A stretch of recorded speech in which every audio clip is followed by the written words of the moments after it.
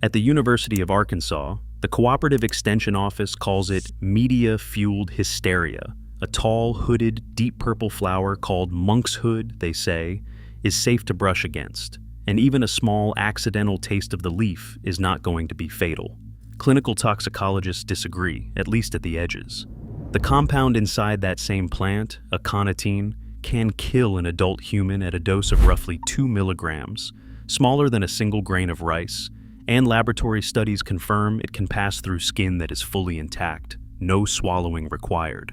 One side says relax, wash your hands, go back to your garden. The other says never handle this plant without gloves, because the dose that harms a person is not a fixed number anyone can promise in advance. This investigation is not about whether monkshood is poisonous. Every toxicologist agrees it is. It is about whether simply touching it belongs in the same category of danger as eating it, or whether that claim has outrun what the evidence can support. Before we get into why these two positions can coexist, if you want more investigations into the dangerous plants hiding in plain sight across American gardens, subscribe now. To understand why these two positions can coexist, it helps to know how seriously the compound at the center of this disagreement is actually tracked. Aconitine belongs to a family of deterpenoid alkaloids concentrated unevenly throughout the plant. According to toxicological reference material used by emergency physicians, fresh tubers can carry aconitine concentrations of roughly 0.3% up to 2%. Fresh leaves carry roughly 0.2% up to 1.2%, and the seeds, though rarely handled directly, can carry as much as 2%. The roots, the part most likely to be touched by a gardener dividing or transplanting a mature clump, are consistently the most concentrated tissue on the entire plant.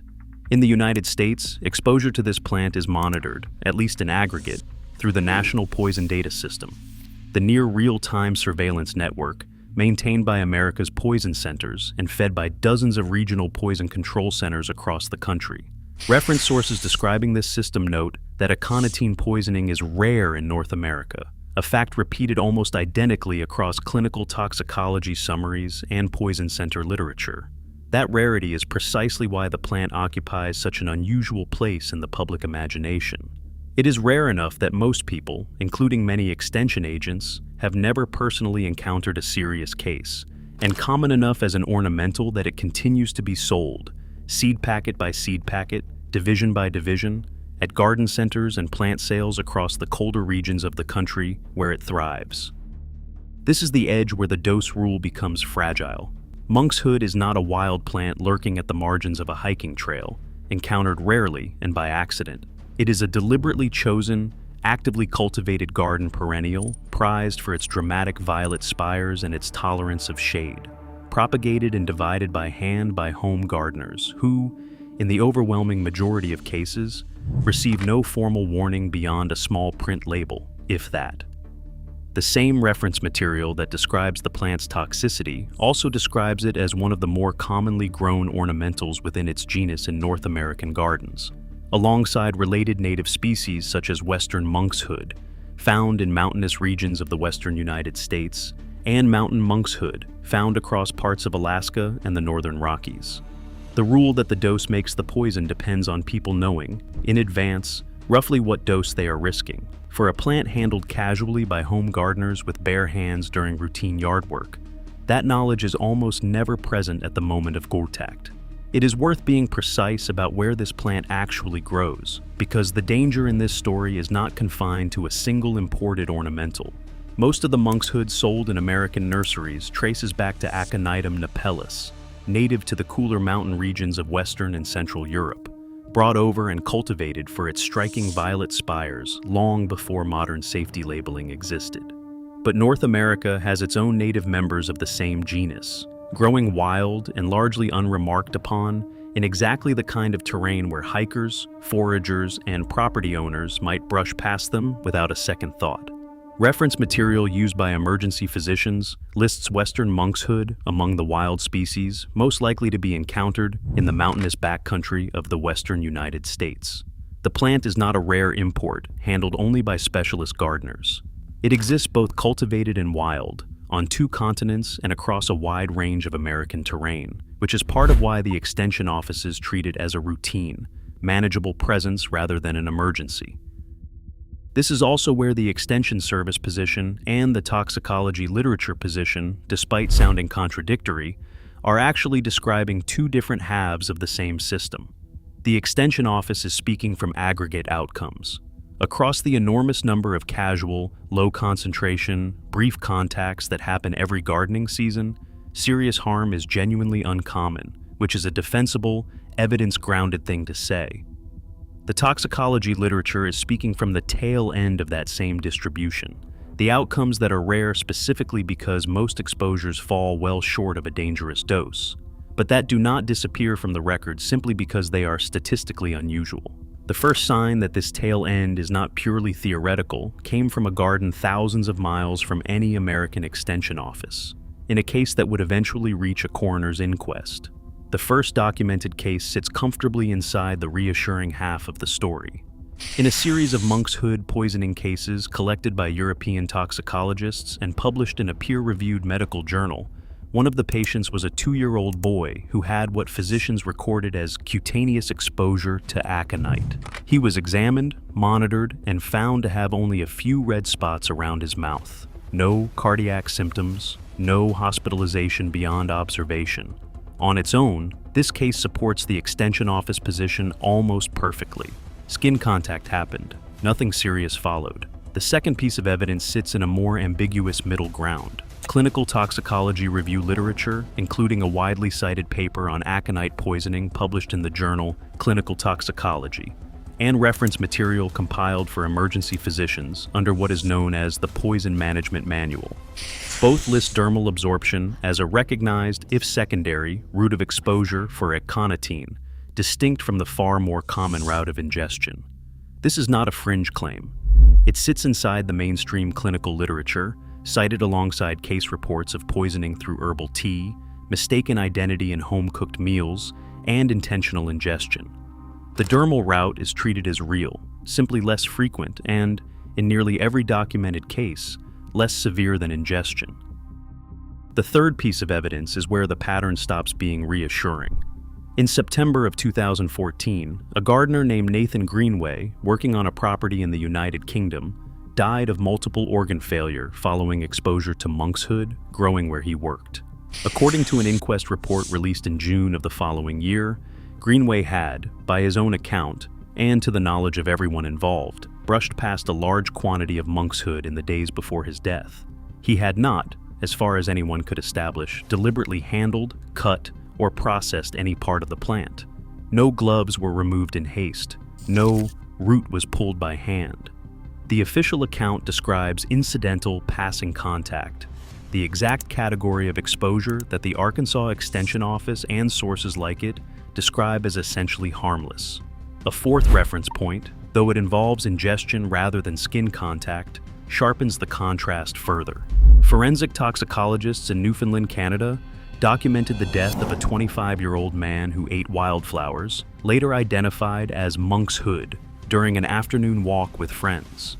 He began vomiting within roughly 2.5 hours, collapsed less than an hour after that, and could not be resuscitated. Laboratory analysis confirmed aconitine in his blood at levels consistent with other fatal aconitine cases on record. This case is not part of the skin contact question directly, but it establishes, with hard toxicological measurement, exactly how fast and how lethal a true dose of this compound behaves once it is absorbed by any route. It is the baseline against which the ambiguity of Greenway's case has to be measured. 3 central cases, 3 outcomes, escalating. Not in geography or time, but in the size of the gap between exposure and result. A toddler with brief skin contact and a few red marks. A body of mainstream clinical literature confirming that skin absorption is real, but in nearly every recorded instance, minor. And a grown man, an experienced outdoor worker, dead within days of what witnesses describe as passing contact with the plant, not deliberate handling of it. If the dose truly makes the poison, and if casual brushing genuinely delivers only a negligible dose in the vast majority of cases, as the toddler's case and the broader safety record both suggest, then Greenway's death raises a harder question than simply whether skin absorption is possible. The toxicology already answers that question. The harder one is what exactly separates a contact that leaves a few red marks around a child's mouth from a contact that ends in fatal organ failure, when both are described in the available record using the same two words: skin contact. The biochemical mechanism behind aconitine's danger is well established and has been for decades. Aconitine works by binding to voltage-gated sodium channels in nerve and muscle cell membranes and forcing them into a persistently open state. Under normal conditions, these channels open briefly to allow a nerve impulse or heartbeat to occur, then close.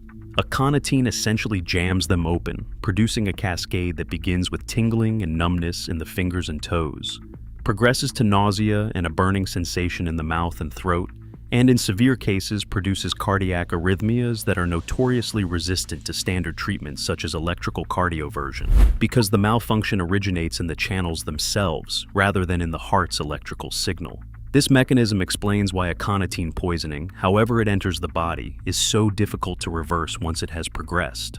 There is no specific antidote. Treatment is entirely supportive, aimed at keeping the heart stable while the body slowly clears the toxin, typically within 1 to 3 days, according to toxicology reference sources. What this mechanism does not offer is a single, fixed threshold for danger through skin contact, because absorption through intact skin depends on a stack of variables that rarely appear in a case report with the same precision as a blood toxicology result. Which part of the plant made contact matters enormously, since root tissue can carry roughly 10 times the aconitine concentration of leaf tissue. How much sap was actually transferred, and whether the skin surface was dry, sweaty, or already broken by a scrape or a hangnail, changes absorption rates significantly, since even minor breaks in the skin barrier can allow far more of the compound through than intact skin would ever permit.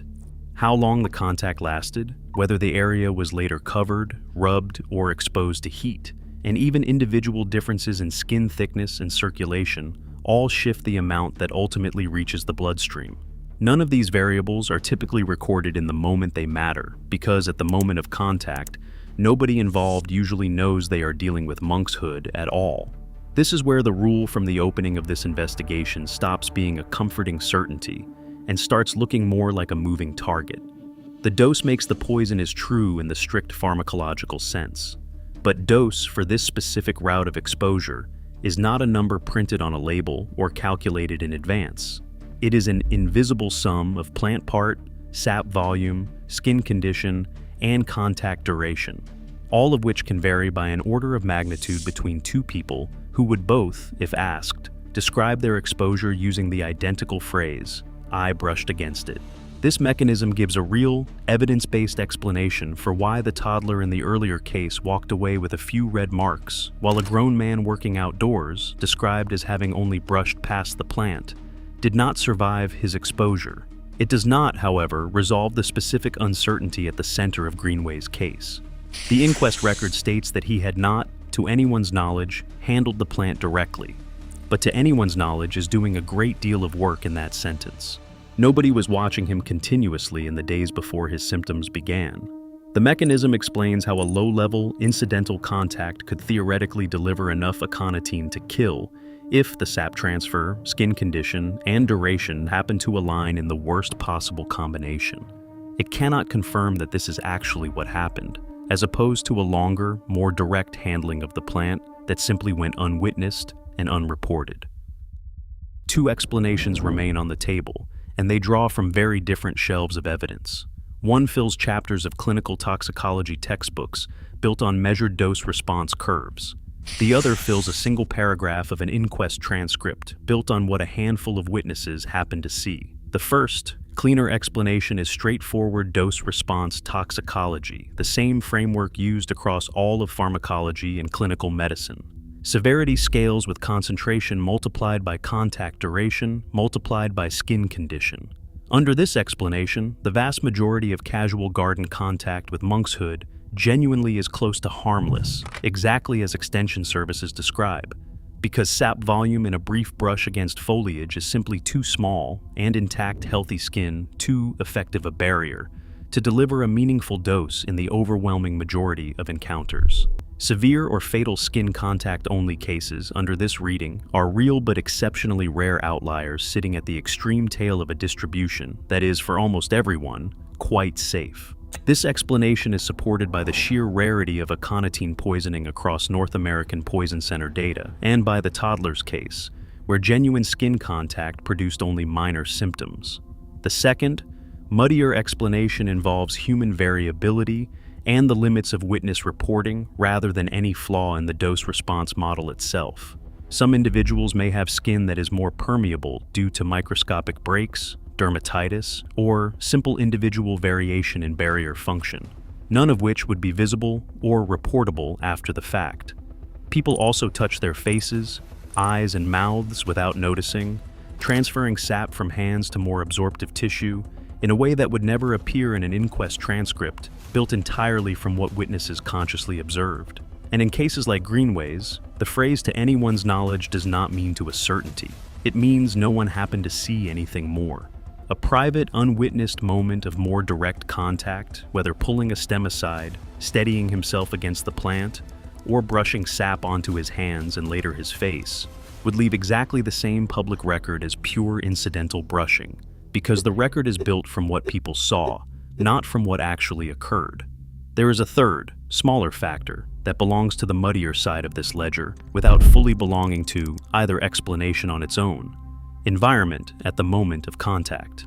Heat, sweat, and friction are known to increase absorption of compounds through skin generally, and a gardener working outdoors on a warm day, sweating into a fresh scrape while pulling weeds near a Monkshood clump, is not exposed under the same conditions as someone brushing past the same plant on a cool, dry afternoon with intact, dry skin. None of the available case reports record ambient temperature, humidity, or skin condition in enough detail to weigh this factor on its own. Both explanations track back to the same three variables from the mechanism itself: concentration, skin condition, and time. They simply weight them differently. A toxicologist reviewing this case would likely say that both dynamics are almost certainly true at once, in proportions that the surviving evidence simply cannot separate. The dose-response framework is not being falsified by Greenway's death. It is being applied to an input, the actual dose he received that no one measured at the time. What if then the real answer is not whether casual contact with Monkshood is dangerous or safe, but that it is overwhelmingly safe and occasionally, unpredictably, is not? Seen from a distance, the Arkansas Extension Office and the toxicology case files were never actually disagreeing about the plant. They were describing two different vantage points on the same underlying reality. The extension agent, fielding calls every summer from anxious gardeners, sees the overwhelming statistical majority: thousands of routine, brief, low-concentration contacts that resolve into nothing more than a normal gardening season.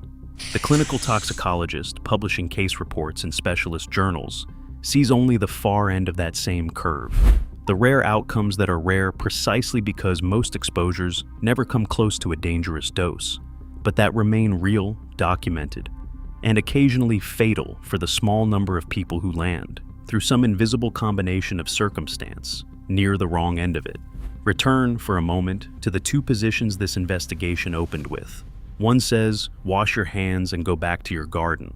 The other says, a plant this toxic should never be handled without gloves. Both statements can be true simultaneously, and the evidence gathered here suggests that they are. The advice to wear gloves is not an overreaction to a negligible risk. It is a reasonable response to a risk that is small in aggregate, but, in the rare case where it goes wrong, has no reliable antidote and can end, as it did for Nathan Greenway, in complete organ failure within days. The dose still makes the poison. That much has not changed since the opening of this investigation. What has changed is the understanding of what dose actually means for a plant handled by hand, in a garden, by someone who very often has no idea, in that moment, what they are touching. It is not a number written on a warning label. It is an invisible sum of plant part, sap volume, skin condition, and unwitnessed seconds of contact. Somewhere in a garden in the northern half of the country, right now, a gardener in gloves is dividing a clump of Monkshood, setting the hooded violet flowers aside for a friend, and washing their hands afterward out of habit rather than fear. In all likelihood, nothing happens. That is, statistically, the far more probable outcome. And it is the honest reason extension offices continue to describe the plant as manageable. But somewhere else, a much rarer set of circumstances, invisible until it is not, is still entirely possible. No one, not the extension agent, not the toxicologist, and not the coroner who closed Nathan Greenway's file in June of 2015, can say in advance which garden it will be.